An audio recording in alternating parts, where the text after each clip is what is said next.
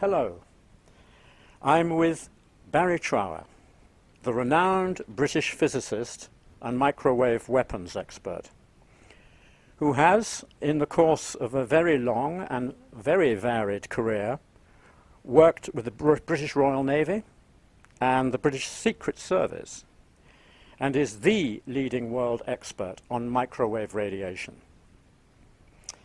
Thank you, Barrie, for this opportunity to tap into your very great knowledge, and particularly to examine exactly what it is that's going on with 5G. And to launch straight into that question, I would like to ask you the following.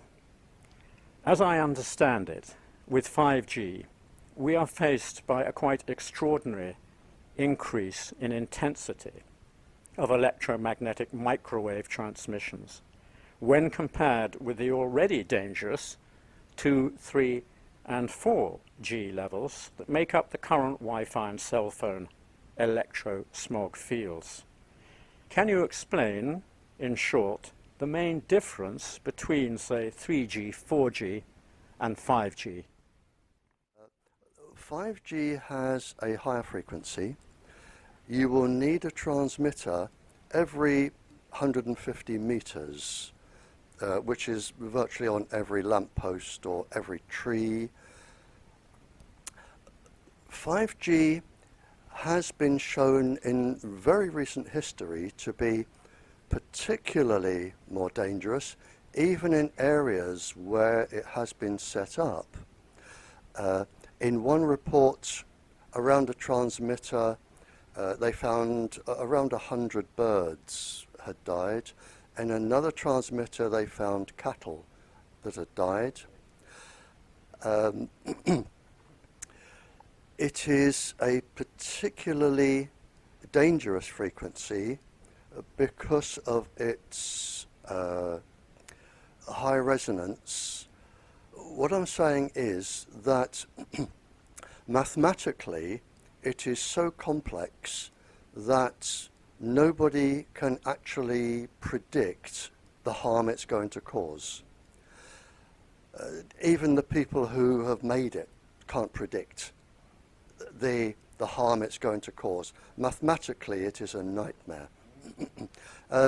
One thing that interests me is that the upper end of the 5G scale is actually so close to the new weapons frequency. There is a new weapon which its nickname is the Growler. It can be sent from aeroplanes or vehicles. And the Growler is used to destroy the neurological and physiological systems in the body very, very quickly. This is used for crowd control. Crowd control, or if you have an enemy, or so in one hand you have the industry saying that, well, they won't say it's safe, they will say we have not found any harm. But on the other hand, it is being used as a weapon, and of course the two are incompatible. You can't have something which you can show to pregnant women or children and allow them to use it, and in another use it for crowd control. And to say that the powers are different is absolute rubbish, because with all microwaves, a long low dose can be equally, even more dangerous than a short high dose. So 5G is a nightmare. Already we are getting instances of, I think it's 70% less production of fruit, 60% decrease in insects that pollinate trees. it is suspected of already killing cattle and birds, as I've said. But the main problem, as I see it, and it isn't 5G, it is with the other Gs as well, but 5G is going to be much worse because it's going to blend in with the Wi-Fi. And Wi-Fi is a known, proven, and used weapons frequency. Shall I just carry on? Yes, Okay. This is quite a long question, but it's very important for Poland. I'll leave the weapons out for a minute. The problem that, as I see it, for Poland and countries that have huge forests, it is known and documented that, especially with 5G added into Wi-Fi, but with Wi-Fi on its own, 5G is going to make this worse. It is known and documented that in 3 generations of humans, only 1 in 8 children can expect to be born healthy. 1 in 8, if at all. It is published that with plants and animals, depending on the reproductive cycle, some species will be totally extinct within 5 generations. That's been published.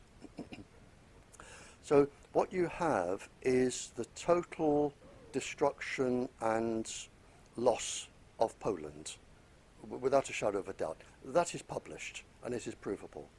And one of the other main problems, which is going to carry on, people underestimate how clever and how useful trees are. Now, trees communicate with each other via their roots within the soil. They join roots, they help feed each other. If one tree cannot get enough sugars, they will help photosynthesize the others. They also help control the microorganisms in the soil. Trees also take out a lot of carbon dioxide from the air, and trees do not like microwaves. And you will find the resistance of trees going down as soon as you microwave them. But the other thing is, and not a lot of people appreciate this, if you have inland fish or fish in huge lakes or inland fish, around 70% of a fish is tree. People find that hard to believe because the trees shred their leaves, they go into the streams, they are acted on by microorganisms, they wash down into the water, the microorganisms feed other microorganisms, you start the food web, the fish feed off that, and in fact 70% of a fish is actually tree, from a tree, through the food web. Now, if you destroy the trees, you destroy the fish and the ground soil. But it gets even worse. When you have long, hot summers, trees produce a chemical of molecules which go into the sky. These molecules blend with water vapor in the air, which form larger molecules. And they actually form very whispery, small, loose-fitting clouds. But a whole forest will do this all at once. How the trees communicate isn't known.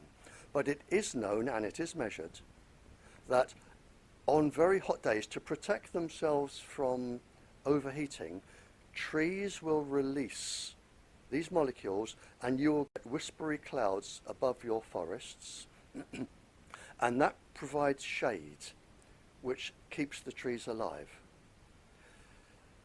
The trees take out the carbon dioxide. Now, if you destroy the trees or you make the trees sick, you get extra carbon dioxide going into the water. The water has microorganisms on its own called coccolithopores. And coccolithopores produce a chemical called dimethyl sulfide.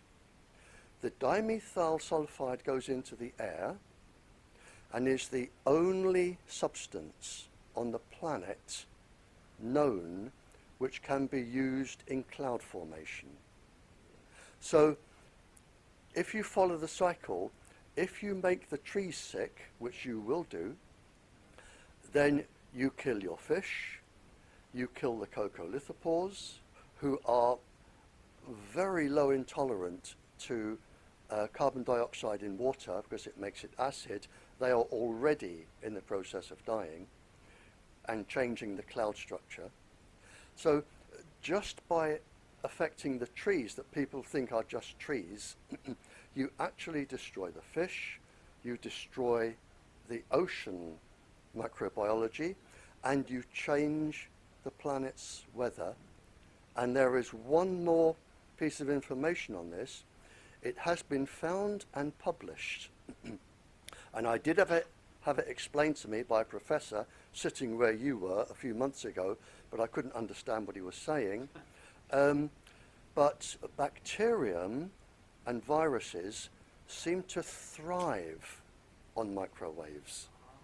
So they become resistant to all the treatment to try and kill them. They seem to think, hello, we're in danger, we will multiply more quickly. And he did tell me the process, but it wasn't within my knowledge to understand it. But bacteria thrive. So this is why when you microwave plants and trees, and you have huge forests in Poland, within the span of a few generations, you are going to lose your forests, your fish, your plants, your pollinating insects, and your children. And it is proven, and I have the documents, you can expect only 1 in 8 children to be born healthy. And I'm sorry it's such a long answer, but 5G is going to exacerbate this, make it much, much worse, because the trigger for this was really Wi-Fi. When Wi-Fi came out, 1999, 375 huge companies used the Wi-Fi frequency, which is a known weapons frequency. That was really the trigger. 5G is going to make this worse. Well, so basically this is a weapon of war, as you've pointed out. It cannot be compatible with a healthy lifestyle, so that's the first point. The second point about the trees, of course, is extremely alarming. I suddenly got the message from Einstein, Albert Einstein, who I believe said if we lose the bee population, the planet will be in very serious trouble. I immediately make a correlation there between what you're saying about the insect population. I have twice presented. We have a festival here. We have a festival here, the Glastonbury Festival. I have twice presented the environmental lecture to the Glastonbury Festival. One of them was on what I've already been talking about. The other was on bees. My bee lecture is on the memory stick, which if you can download it, my bee lecture is on there. And yes, it is well documented, well understood that you will lose the bees from microwaves. So this has been carefully avoided, talking about microwaves in relation to bees. We've heard about pesticides, we've heard about many things, but they've always steered clear of suggesting that microwaves might play a part in this. One other anecdotal piece of information concerning trees is that we've heard very recently that in England, where they are attempting to introduce the first experimental use of 5G, on lampposts in cities like Gateshead, for instance, and I understand in Bournemouth, possibly other places. They're actually clearing trees. I think possibly in Sheffield, actually. They're actually clearing trees from towns because they might interrupt the signal. That is correct, and they're also finding that insects are leaving the area. And in fact, it's not just bees, and for any scientists watching this, I'm talking about the cryptochrome pigment with the double electron absorption navigation system that insects, arthropods have, commonly known as creepy crawlies to most people, all flying insects, and they are responsible for pollinating 80% of the world's food, and we are destroying them in droves. You know, the information so extreme, so profound, so absolutely vital that I hope the audience is going to listen to this film at least twice in order to be able to take in the level of significance that you're describing. I understand that 5G operates on millimeter wave frequencies, very, very fast, short ones. You will describe that more accurately, I'm sure. Can 5G be used to specifically and even accurately target individuals, for instance, or cars or houses or even rooms within a house? In other words, that means, could it be used as a psychotronic weapon for population control? Yes, it could, but you wouldn't need to because it would do it anyway. The problem is all living matter, every single cell in every single living thing on the planet produces its own little waves around it. And all of it's difficult for people to understand, but every single cell in our body can communicate with every other cell in the body. The whole body is one big chatterbox of components talking to each other. And in an adult, you have around 10,500 biological structures which all talk to each other.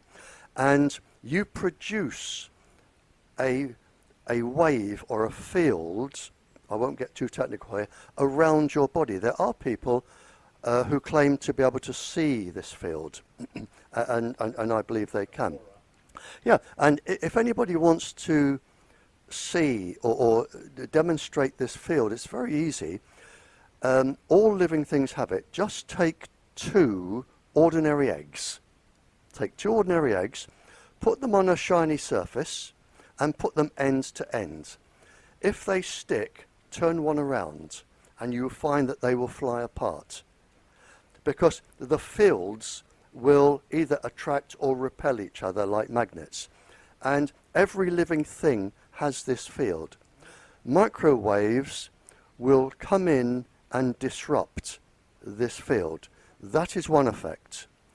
The other effect, which is what I was involved in the Cold War, were the pulse frequencies. Now, you have clocks in your body, generally regulated by the hypothalamus, but you have clocks that monitor different parts of your body and regulate hormones and all sorts of other things. You also have structures, tiny molecule structures, which vibrate. Now, when microwaves go in, the pulse frequencies, they can change these clocks, and they can change the rate that the hormones or anything is moving in the body. They can also, the word is resonance, they can also cause resonance in other parts of the body.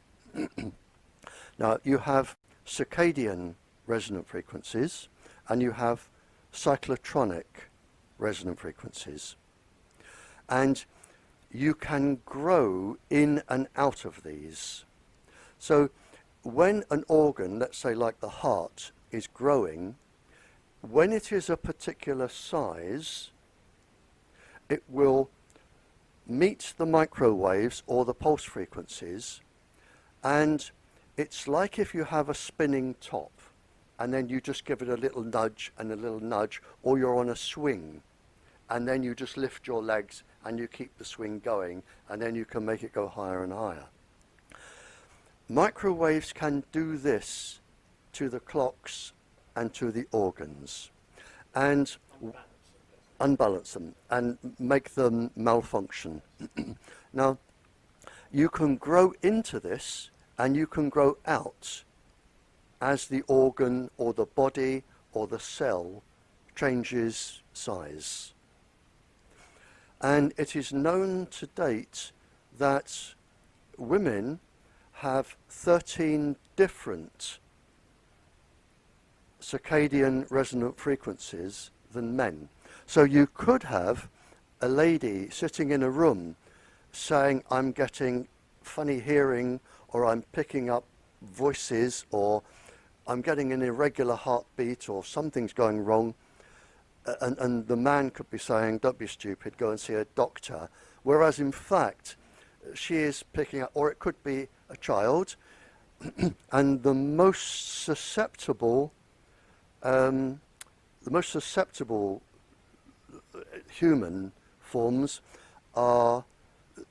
is the embryo within the first 8 weeks of pregnancy. That is very susceptible. So when I was talking to spies in the Cold War,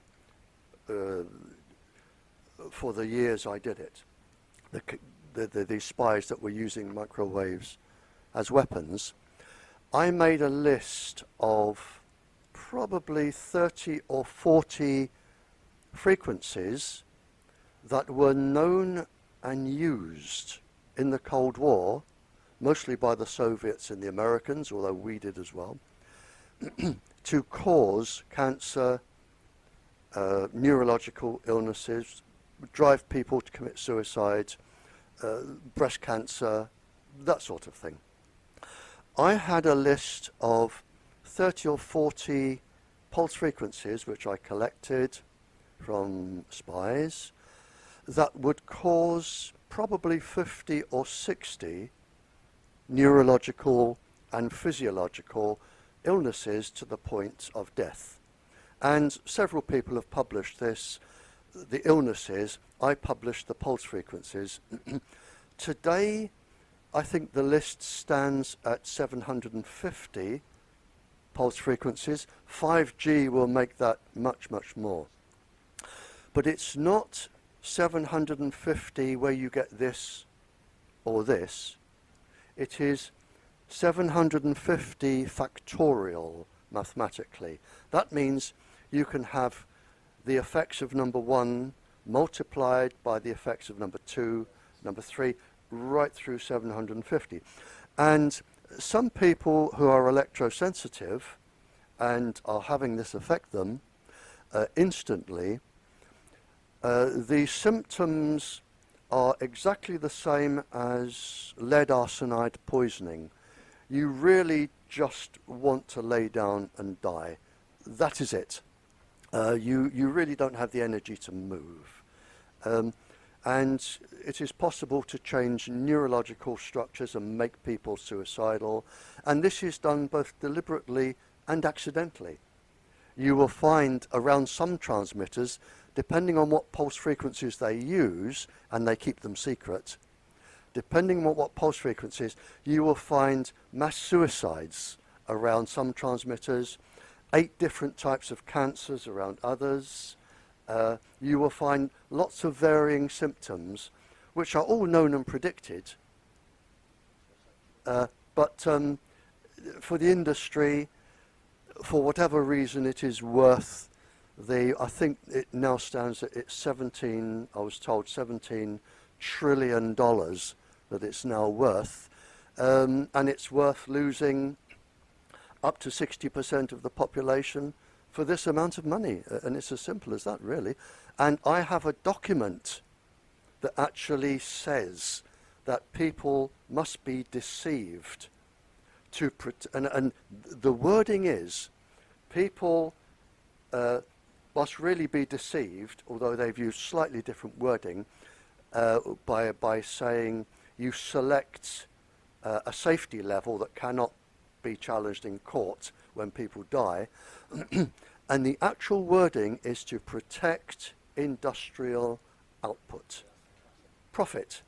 So the whole list of illnesses, birth defects, stillbirths, miscarriages, they're all there. And the reason for all of this, and it was classified top secret and still is, but I have the documents, is protect industrial output. And all of this is to protect industry. You know, Jadwiga Łopata, who's in the room with us today, and I were very involved in Poland in 2004 to 2006 in trying to prevent genetically modified organisms getting into the country.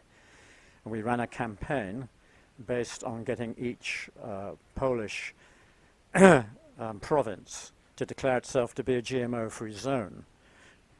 We succeeded in this, and it led on to the chairman of each of those provincial boards to write to the Prime Minister and demand a ban of the import and planting of genetically modified organisms, and he actually did in 2006, which made Poland the first country in the world, I think, to ban GMO. But what I'm hearing from you is exactly the same message that we heard about GMO, which is that this is potentially an incredibly valuable, patented tool for, if you like, possessing other countries, challenging the existing status quo, dominating the marketplace, with something which is an entirely unnatural form, after all. So, as a further point to what you're actually saying already, would it be possible, for instance, to generate an artificial epidemic using 5G if you chose to do so? Brilliant question.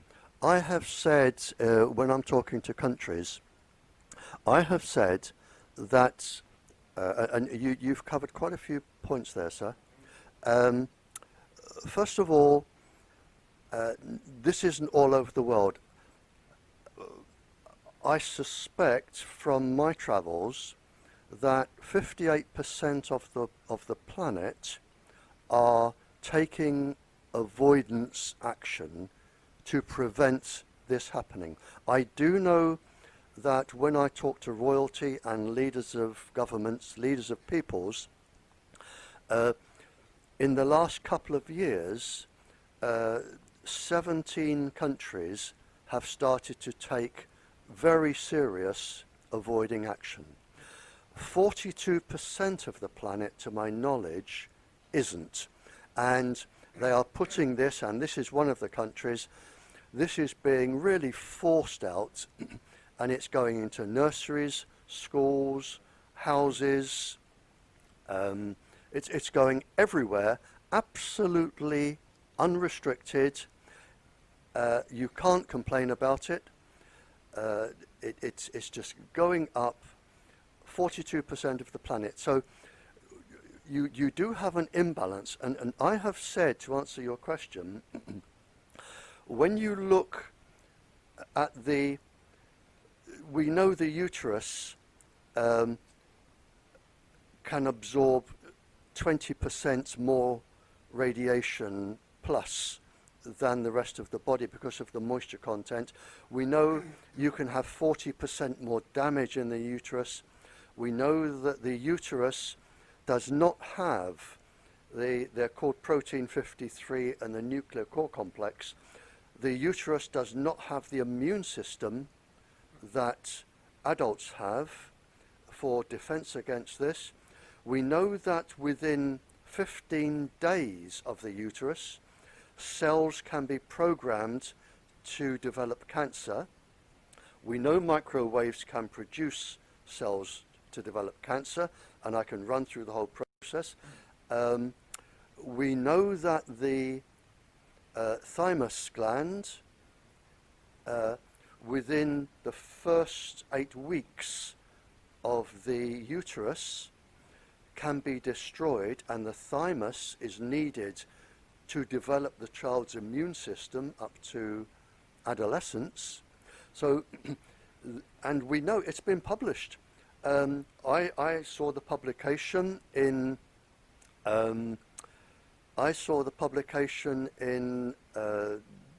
many years ago. I'm sorry, I'm being distracted. Can I just? Sorry.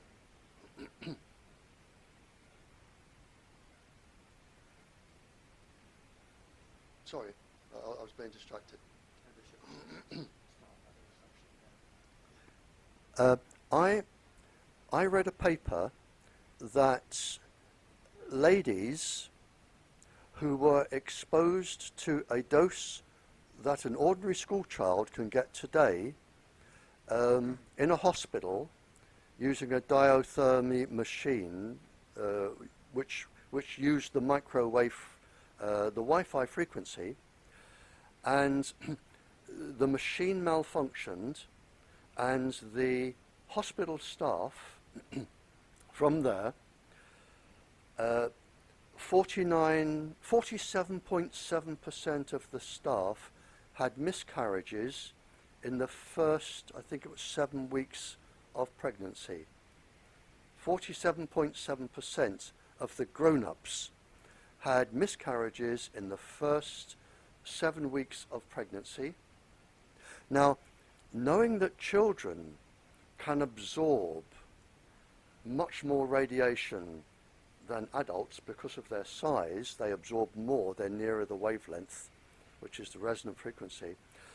If you do the calculations, the 47% can become 67.7% of children having birth defects.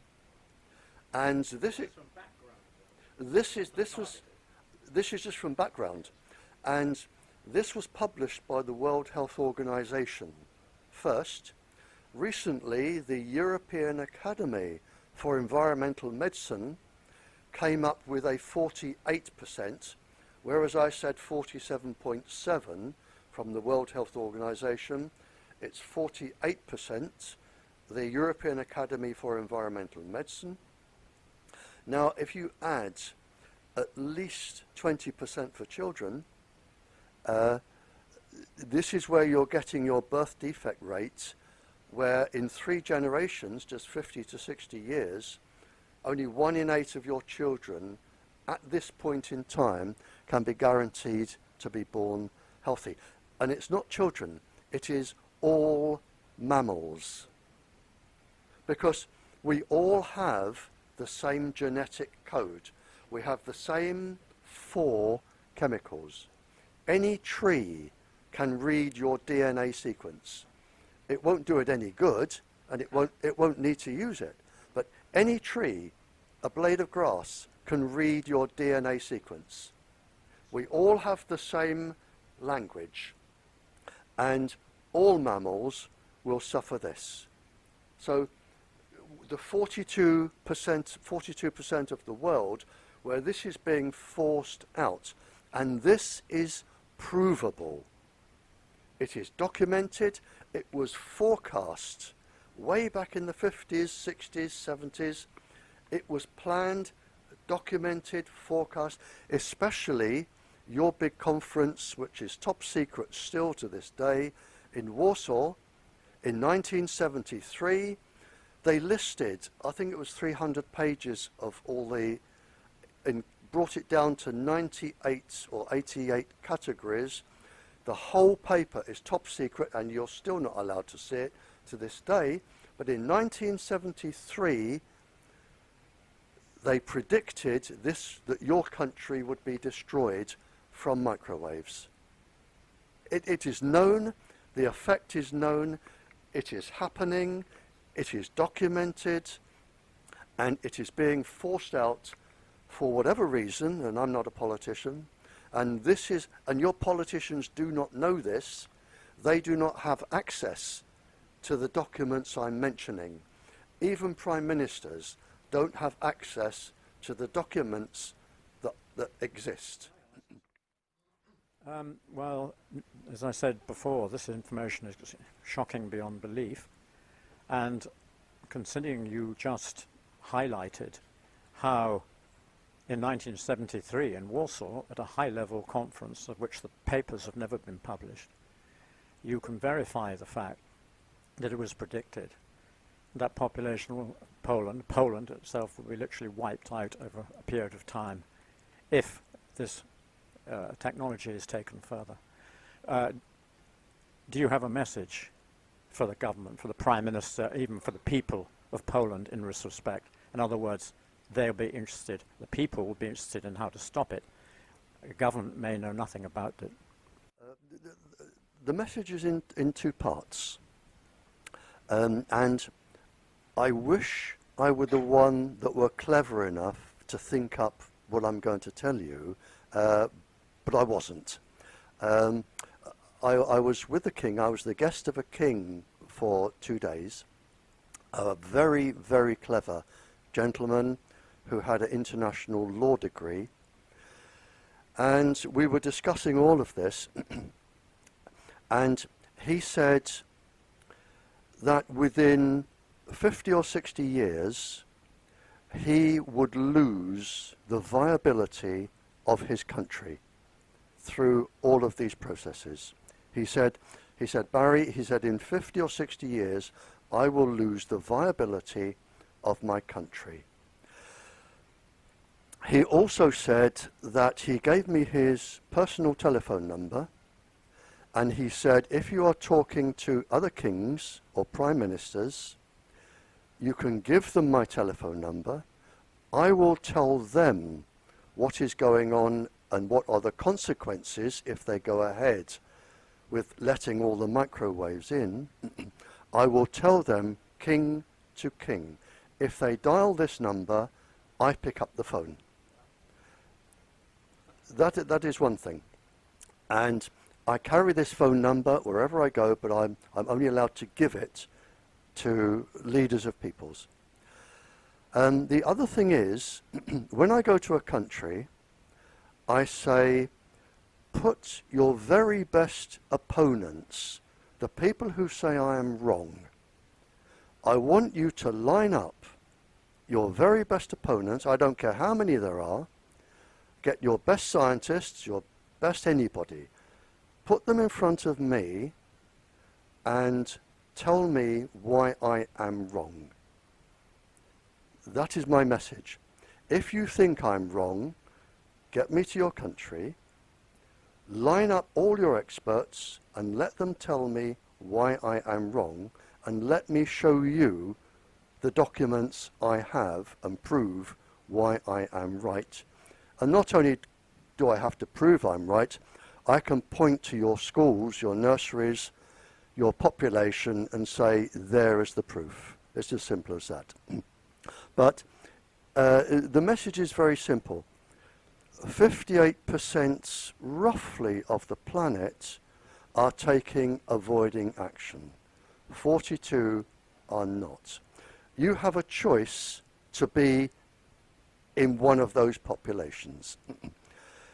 If you want me to come to your country, I will come to your country.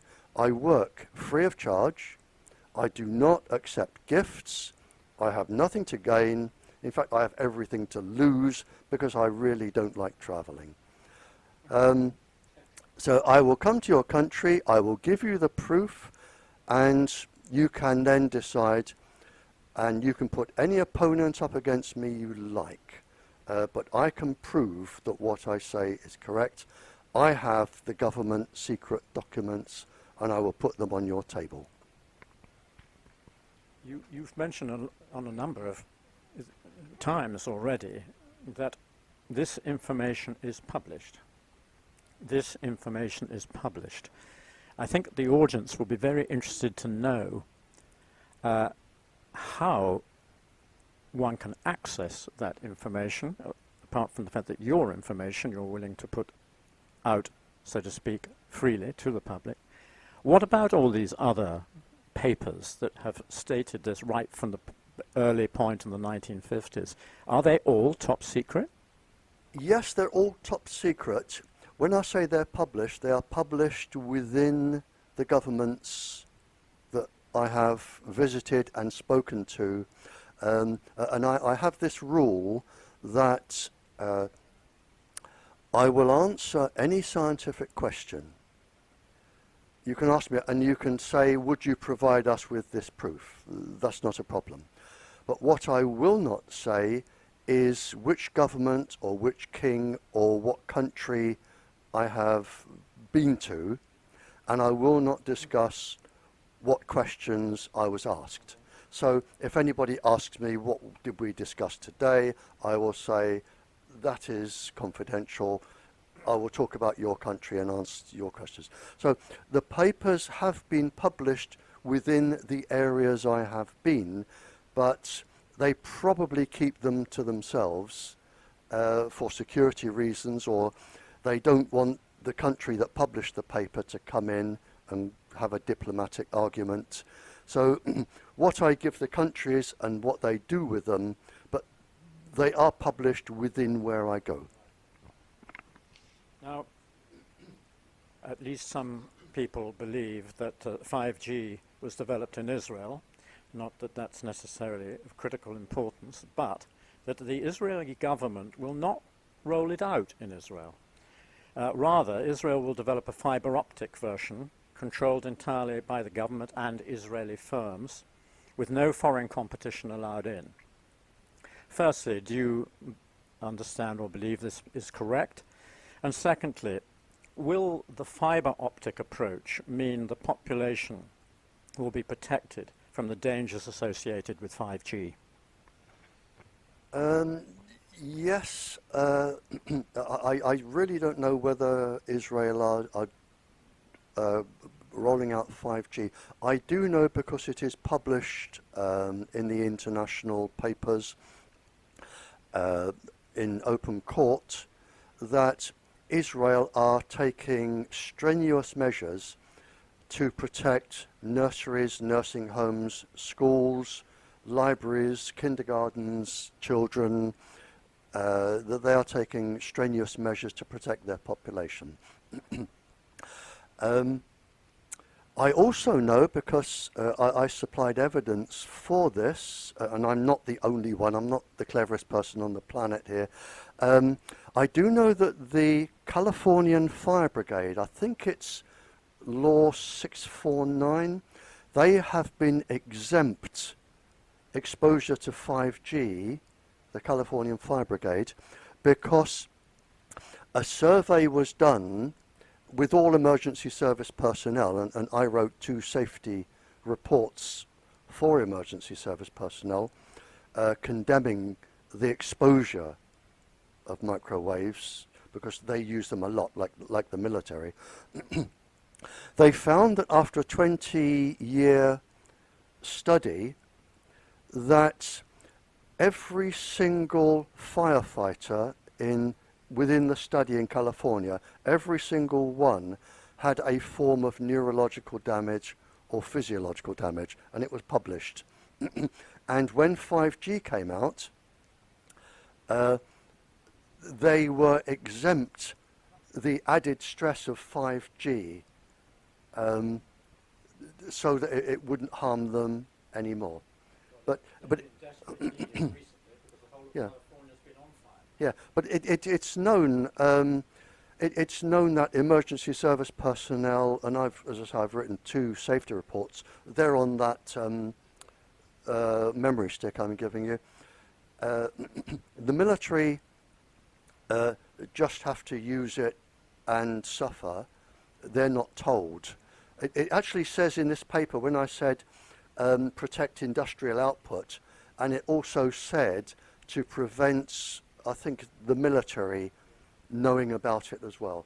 But the military are very big users. They are kept in the dark, which is why you get a lot of psychological damage from the military, because they are extensive users. but I do know 5G is, the fire brigades have been exempted, and there are other countries that are strenuously fighting against 5G now. Yeah, the fibre optic, none of this destruction is really necessary, because all you need to do is run fibre optic cable from source to the person that wants to use it. You can still have all your smartphones, all your cell phones. You can have everything you want, Wi-Fi and everything. You just send it through fibre optic cable. But the two reasons I can only think of why they won't do that. One, it probably cuts into the $17 trillion profit margin, or you deliberately want a country to be destroyed for whatever political or international reason. But but you do not need microwaves in the air. You can have fibre optic cable from user to source, and you can have microwaves in the air safely, because you can use a safe non-pulsed frequency, and if you can still have cell phones for what they were originally designed for, which is if you have a tractor that tips over and lands on top of somebody, you can ring the emergency services. If you break down in your car on a country lane and it is freezing, you can ring the emergency services. If you use cell phones for life and death emergencies, it is a brilliant invention. It will do its job. There will be next to no risk to any plant life. You don't need all of the microwaves. You would need a trillionth of the microwaves in the air now, not even that. It would be as safe as crossing a road. You know, there wouldn't be any. So you can have everything you want, and you can have it safely. Now, the reason why it isn't, you have to ask the people who make the decisions. When one is travelling these days, and one doesn't have to be even travelling, one could be walking around in a city or anywhere, you find people nervously operating their cell phone or smartphones or whatever they happen to have, tablets, etc., as though if they ever lost this piece of equipment, they'd been in a state of total panic. How do you see this? In other words, what I'm suggesting is it's already become a form of epidemic, a quite literal form of epidemic, that total and utter reliance on this piece of equipment. Very good question. There are two answers here. The first is it has been measured on public transport that you can be as much as 3,000 times above any safety limit. 3,000 times. Now, if you think about the driver, or a conductor, or a pregnant lady, or a child, and some of these journeys can be quite long. That is not a good thing. Sorry, what was the second part of the question? Basically, almost like an epidemic. Yeah, it is known, and it has been known since the Cold War, because I was involved in it. Although, as time goes on, more and more intricate knowledge actually comes out. We knew what would happen, we didn't know why. But now I'm reading papers on the brain and giving interviews, and now we know why. And this will surprise you that the phenomenon that I'm actually talking about was actually first published and written about in 64 BC. That is not new. In 64 BC, a Greek living in Egypt by the name of Ptolemy, spelled with a P, He, a very famous scientist, and his work is still used today. He found that when you would heat up metals or various substances, the radiation that came off, the same as the radiation from the sun, if you made a solid wheel, like a cartwheel, only solid, and you drilled holes, and he put this in front of your eyes, when he spun the wheel at different speeds, he could induce you to be drunk or sleepy or angry or behave silly. And it was known then that the photoelectric effect of the radiation going in the eyes to the brain would cause different sensations. In fact, a gentleman scientist from, I think, Yale University that then went back to Spain, Jose Delgado, he'd worked on this and developed these pulses in the brain, and he actually said that any moods or behavior traits could be induced. And he could make women become sexually romantic. You can, one of the pulse frequencies will cause sexual aggression. It will cause you to commit suicide. And you get, even if you watch television, you will have a warning that says, if you suffer from photosensitive epilepsy, don't watch this, because there is a feedback loop in the brain that will trigger one form of epilepsy from this.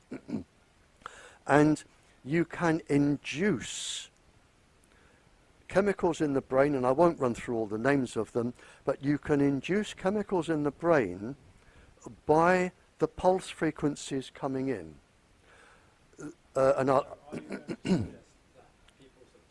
Oh yes, yes, yes. Yep. The chemicals which can be induced in the brain produce the same effects. They are not the same chemicals.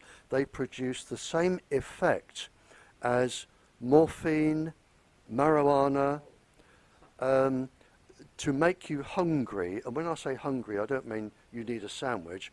I mean you will rob a bank to get food. Sexual aggression, nightmares, hallucinations, suicidal tendencies. The phones can do this. Now, people, you will see, they will become addicted to phones. You're getting this, the similar effect of morphine and marijuana, and this is now measured. You can see it on a scan in the brain. They'll pick up the phones and you get this pleasure sensation in your brain, like smoking. And they'll put their phone down, and then unconsciously they will think, hang on, I need to make a phone call. Like I need a cigarette, or I need a drink. And you start using, and they are addictive. So one of the problems we now have is that the cell phone, smartphone, has been hijacked by children, and they are very susceptible to this addiction.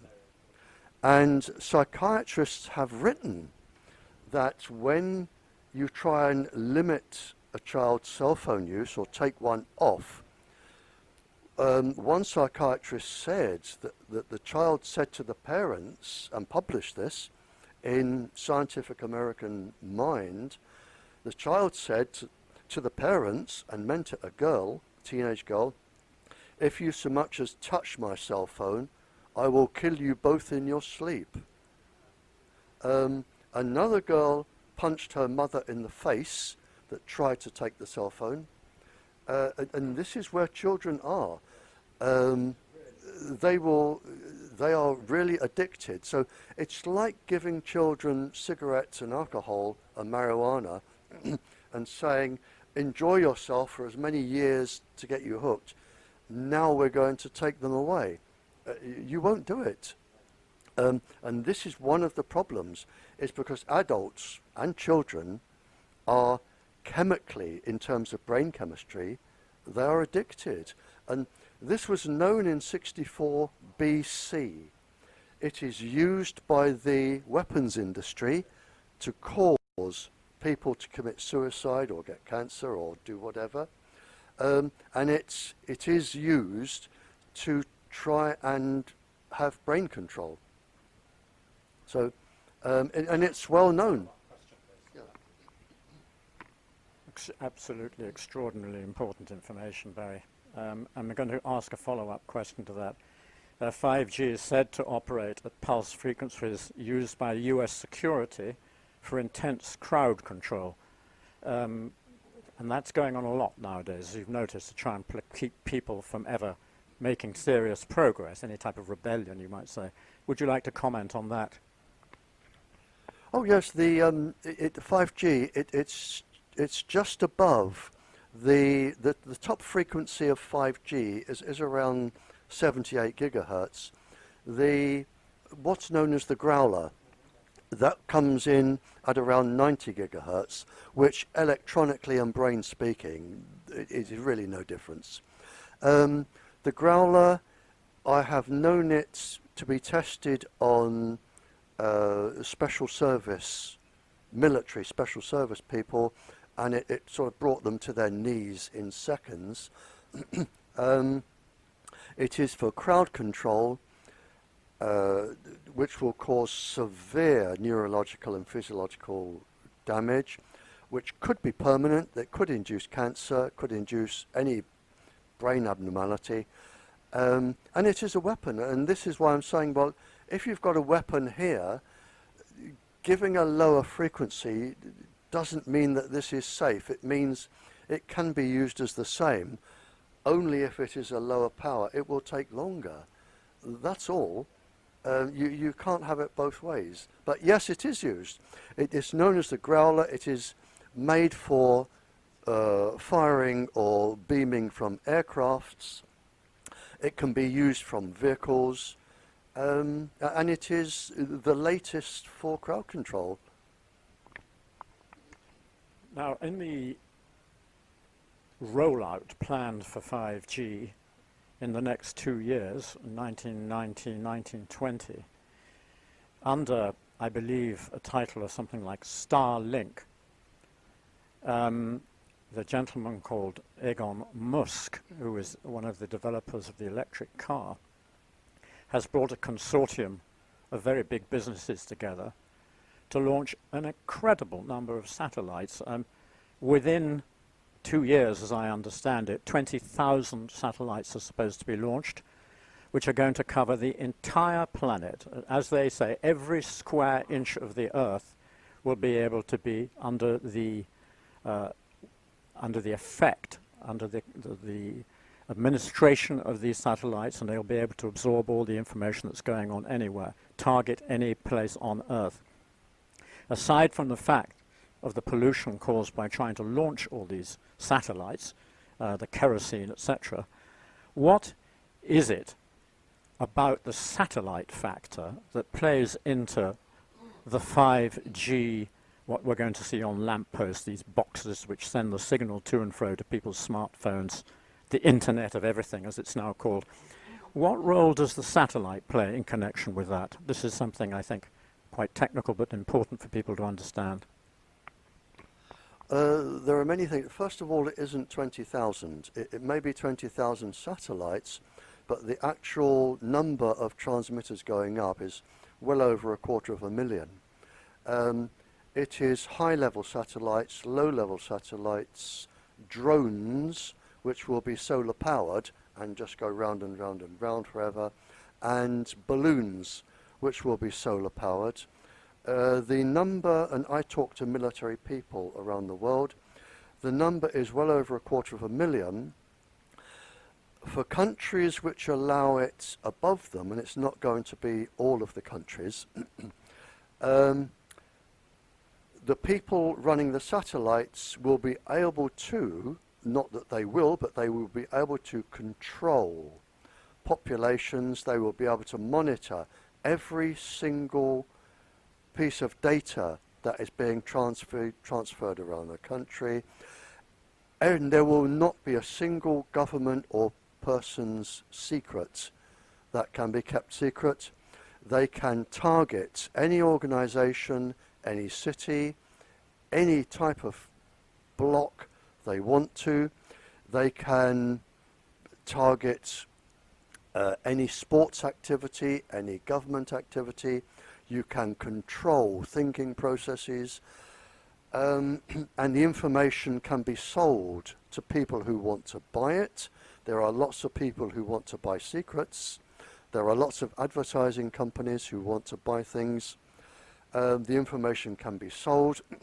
So it could be used, whatever your imagination can think up, there will be a way to use it.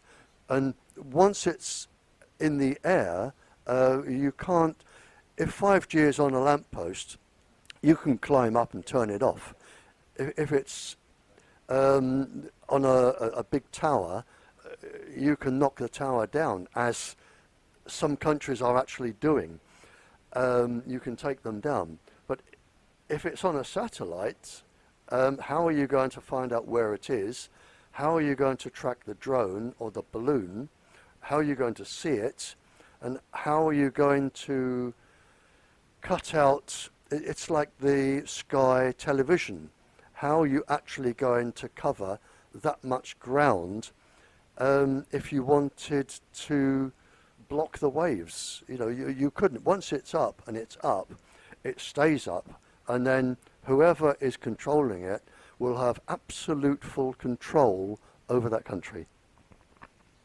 Well, just to mention three names: the Boeing Corporation, Google, and Richard Branson's airline, Virgin Airlines, are just three of about 20 consortiums that are pumping vast amounts of money into this. Yeah, one thing is that the people doing this may be innocent. For instance, you can buy a cell phone, and the company selling it to you may be legitimate. What they don't know is that up to 30 countries make the components for a cell phone, and one of the countries could put in a trigger that says, we will now listen to everything you're saying, and nobody else will be able to pick it up. Another could put in other devices that will talk to other cell phones. So you could have a trigger in the device. Richard Branson could be told, we're doing this, it will help humanity, we're doing this.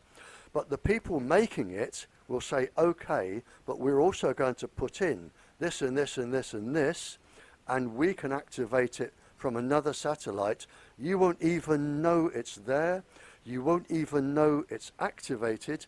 And people with cell phones now probably don't know that even if it is turned off, it can be activated. If it's got a camera, they can listen to and watch.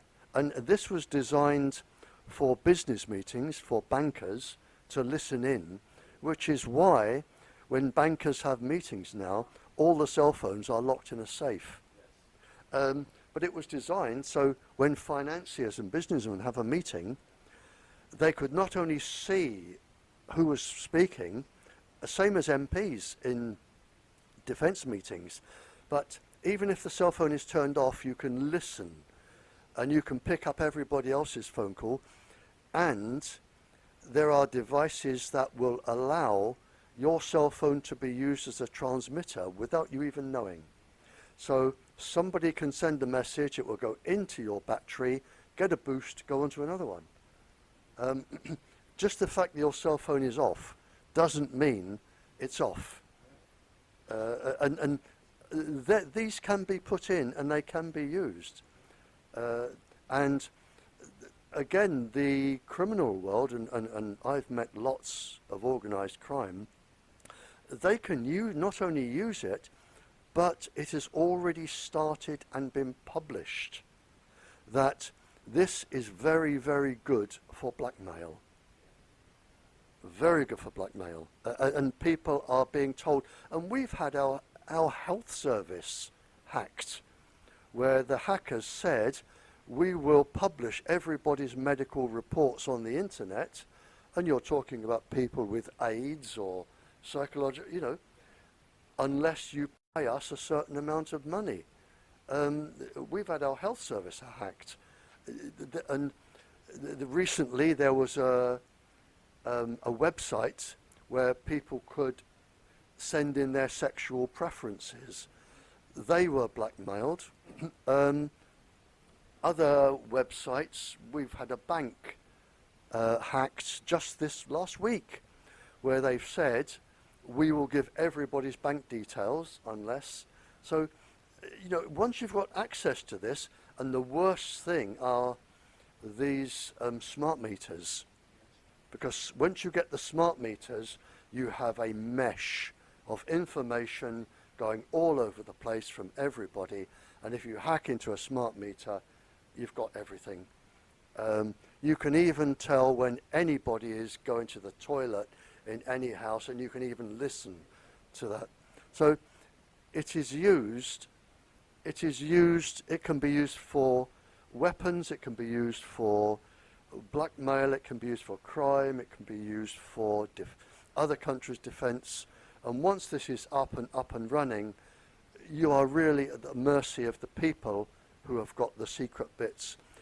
But it's the people putting it up may be absolutely innocent and don't even know what they're doing. But once it's up, they've lost control. I wonder if you can tell us at least some of the names of the countries which don't want 5G. I mean, this is an extremely interesting point, because after all, if the world is going to be, so to speak, divided between those that do and those that don't, the ones that don't already have extremely good evidence for why they don't, and can be extremely influential on the ones which are in between, you might say. Right. I do know, you're into a sticky point here. I do know that the last 17, I don't know, when I go to a country, I often meet a leader of another country. The last 17 leaders that I have spoken to, I have had feedback, because they say, how can we stop this, or what can we do with this? The last 17 countries are actively now doing something, and most of their work, you have to appreciate that not even kings can take on the industry. In fact, kings are usually shareholders. Royal families, if somebody comes to your country and says this is harmless, they're radio waves, we will also get you $100 billion, and they'll sign here. What the countries don't realise, and this is a brilliant question.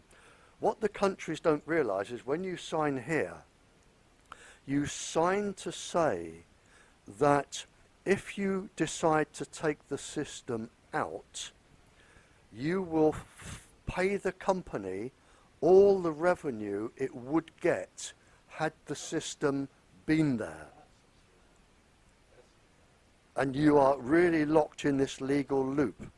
They say, well, look, we have signed to say, yes, we can have it taken out, but we must carry on giving the company all of the money they would have earned had it been left in.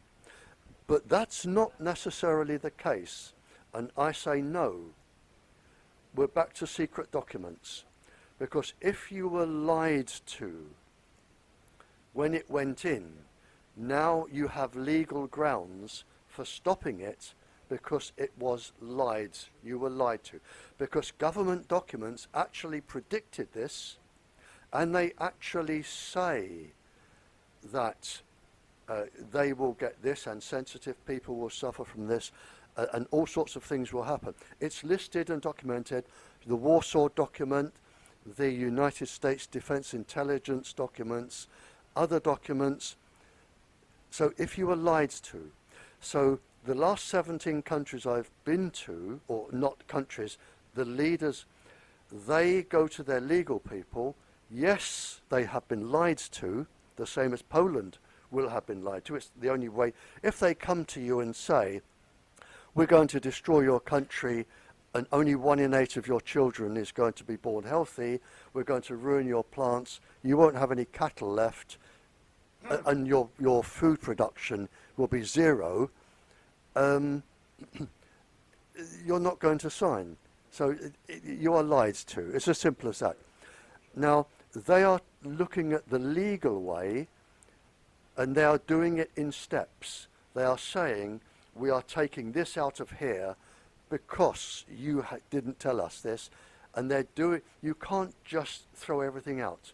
But what you can do with the industry is you can start with kindergartens, nurseries, because the safety levels only apply to adults.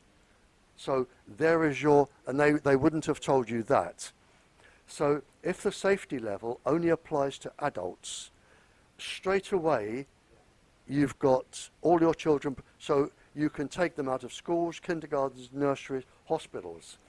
They also mention sick people, so you protect all sick people. Old people, you can protect old people. And what the industry don't do, they are supposed to survey the area for sensitive people and children, and it actually says special consideration must be made. So once you start doing that, now you can legally start getting it. And then you can start leaning on the industry and saying, look, lose some of your $17 trillion and fix fiber optic cable, or we will go to the World Court. And we will, and there is a list, and I have a list of 20 people, and I know one that is already been named for who should, a solicitor has already named one person, a ringleader, to be taken to the World Court for crimes against humanity. And the damage, and I have said this when I'm talking to countries, you will suffer more, no shadow of a doubt. You will suffer more than your plague in the 1340s and 50s and your plague in the 1600s. This will be worse than both plagues. But you can go to the World Court, and I have known there is a professor who I know because I've sent the information. A professor went to the World Court with 5 other professors to stop this on the grounds of genocide. It is genocide. Yep, it is absolute genocide. And steps are being made to go to the World Court and name individuals. At the moment, with 42% it's being rolled out, but can I name the 17 countries? No, because it is a private conversation and they are in legal processes, and if I named it, the industry will be monitoring every word of this, and they will say, right, target this country, get your lawyers over there, and they have really good lawyers. And I went to one court case, and the first Land Rover was full of men with white wigs, or wore white wigs, and the second Land Rover was people who carried their papers for them. I mean, they turn up in force with their legal experts. So, yes, I do know the last 17 countries, yes, they are taking action, and it can be taken, and you can win, but you need a team of very good lawyers, and you need the documents I have. We're getting close, I think, to the end of this session. I did have a question which it might have partially answered already, but I would like to go back to it. And actually based on a testimony you gave to United States District Court of Oregon some time back, and I'm literally copied this down because I thought it was so interesting. Yeah, I think it might. No, it's not. I'm going to read what you said. To my knowledge, this is in front of the district court in Oregon. You said, to my knowledge, microwave or radio wave sickness was first reported in August 1932 with the symptoms of severe tiredness, fatigue, fitful sleep, headaches, intolerability, and high susceptibility to infection in 1932. And now listen to this, everybody, because this is exactly what hundreds of people are reporting to us in Poland, in England, of exactly these symptoms. By 1971, the US Medical Research Institute, the NMRI, excuse me, referenced 2,300 research articles listing an excess of 120 impairments and illnesses attributed to the radio frequency and microwave radiation. So already back in 1971, you had enormous amount of evidence of the problem. So under the Freedom of Information Act, you say, extracts from the published US Defense Intelligence Agency documents confirmed NMRI research and stated, quote, if the more advanced nations of the West are strict in enforcement of stringent exposure standards, there could be unfavorable effects on industrial output and military functions. I'm going to read that again. If the more advanced nations of the West are strict in enforcement of stringent exposure standards, there could be unfavorable effects on industrial output and military functions. Absolutely correct. And after this, what happened was the scientific advisors, they needed a level of microwaves that could not be taken to court, that where you could not complain about being ill. And what they did, they went back to a gentleman scientist, I think his name was Sean Swan, something like that. And he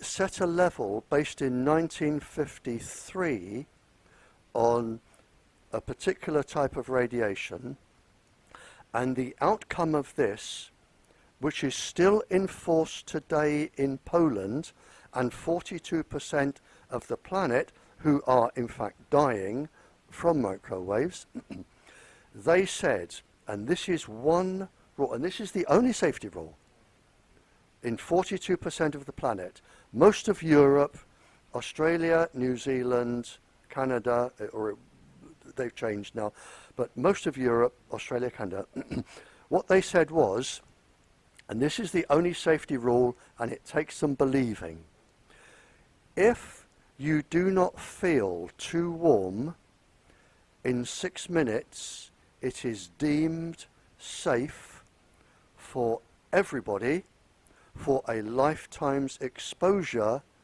of any frequency, any power. So in other words, if you do not feel too warm in 6 minutes, it is deemed safe. Now think about that. You've got a schoolroom full of Wi-Fi, and if the children do not say, this Wi-Fi is making me feel too warm, in 6 minutes it is safe for them to use from a nursery right the way through up university to the day they finish and sit in front of it. But the clever bit is that microwaves, which is how microwave ovens work, of course, microwaves cook from the inside out. Your brains do not have heat sensors inside. They're on the outside. Your body, the heat sensors are on the outside. Microwaves go inside. So what they have said is, if you do not feel too warm in 6 minutes with the sensors you do not have, it is deemed safe for life. In other words, what they have done is said, we have set a safety level that you will never ever challenge in court. And when you sign to say, I'll have this in my country, that is the safety level you are agreeing to. And they knew before that that was not safe, and it doesn't apply to children and animals and things, and this is your loophole, but this is the safety level, and that is it. You said further, in order to protect industrial profit and military function, and to avoid litigation from military employees, it was suggested that governments in the West choose a safety level compatible to the military industrial output. The governments that adopted the thermal level denied, and still to this day deny, any adverse effect from subthermal levels. I just added to that. So this has been a weapon of mass destruction from the start. Could you possibly explain the difference between thermal and subthermal?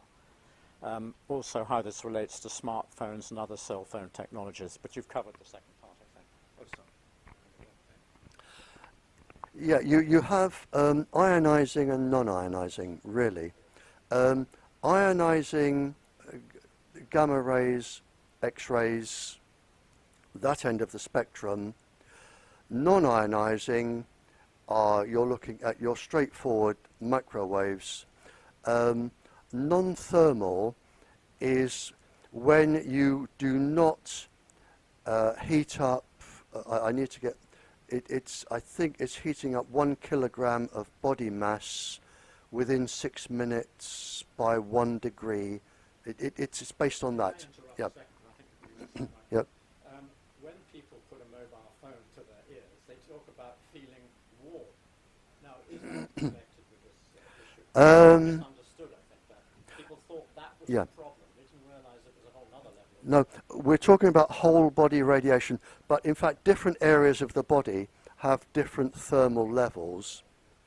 When you put the phone to your ear and your ear feels warm, in fact, to show how dangerous this thermal or below thermal level is, all of the cell phones, all of the transmitters, the military, everybody, it is all given the below thermal level. So none of it should cause a kilogram of your body mass to heat up in 6 minutes by 1 degree, basically. It is all below thermal. Everything you use is below thermal.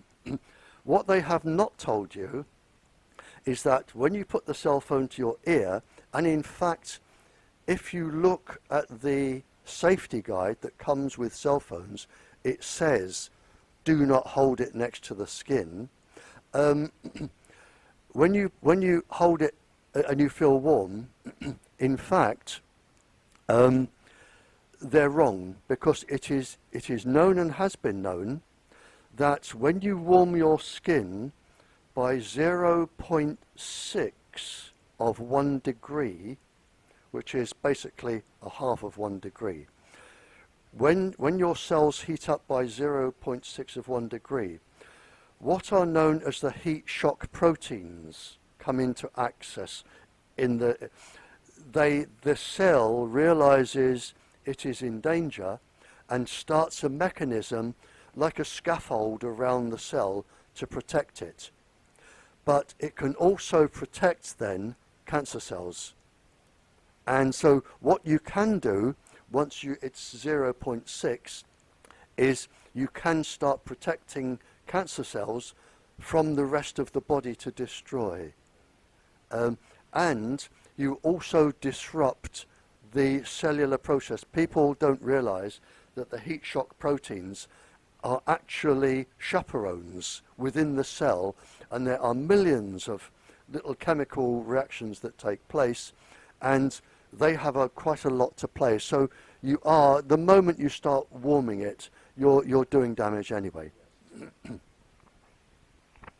I think we would now like to spend maybe the last 5 or 10 minutes considering a positive outcome, how people can get together to rid the planet of this horror story, this genocide process, and how we can work together to ensure that there are plenty of other problems on the planet. I mean, this is such an extreme one that Jadwiga and I, who worked on GMO at that time, we thought this was probably what the most significant problem for the food chain. But now we see that these emissions, in fact, are also deadly to the food chain itself, let alone the GMO side. And then there's also the animal kingdom, the plant kingdom, the biosphere. And so all of this is under threat. So how can we put a stop to these developments, which amount to acts of genocide, and to the human population, an ecocide against the biodiversity of nature? Well, it's easier said than done, but you have to go up against now the most powerful industry that the planet has ever known. In fact, the industry is so powerful it can buy governments, and there is a way to control this, and to control this you take as many microwaves out of the air as possible. Everything can go on fibre optic cable. You can have cafes and transport where you plug in to fibre optic. Libraries can have fibre optic cable. Schools, houses can be fitted with that. So you take out all the microwaves from the air and you leave it, which is what it was originally intended for, as a life and death emergency. Then there is no problem. But what you've got now are children and people who are chemically hooked on cell phones, and they are going to destroy the planet that they're living on. It is a total re-education system. The other thing that some countries are doing is they are setting up white zones. White zones are now parts of country where there are no microwaves allowed. This is why they want to put up satellites to come down, and people can go and live in white zones. And you can grow your own food and do your own thing. So there are white zones. We will reach a crunch point whereby, like with smoking, you can only lie to so many people for so long. And when there have been too many funerals, particularly children, somebody is going to say, we've made all the money we're going to get out of this. You can't take us to court, but we can't risk the planet anymore. Now we'll have a new system, and the new system they're working on is light. Instead of microwaves, they're using light. I first saw a demonstration of this in 1982. So they're only going as long as they need to make as much as they can. The fact that people are going to die is really irrelevant. Maybe in 10 years, 15 years, you will have all fibre optic cable. You will have light instead of microwaves, or a different light frequency. That is coming in now. They're perfecting it. And then the people in the future will say, well, how on earth did they get away with microwaves killing that many people for so long? The same as we said, and I know the answer, why did smoking keep going for so long when it was known in 1599 how it caused cancer? Or why was lead put in petrol and kept for 30 years a secret, diesel and all the other things? And it is industry, like you read out, it is industry saying, we are going to make as much from this as many of you that die have to, that's par for the course. It's unfortunate, but there you are. You can't take us to court because we are invincible, and there you are. Yeah, and that's it. But there is a light at the end of the tunnel. It can't go on because even the people making their trillions will want to live somewhere. And the time will come when they will stop it. They will get rid of the microwaves, use light, fibre optic cable. We breed a new breed of children who are not chemically addicted.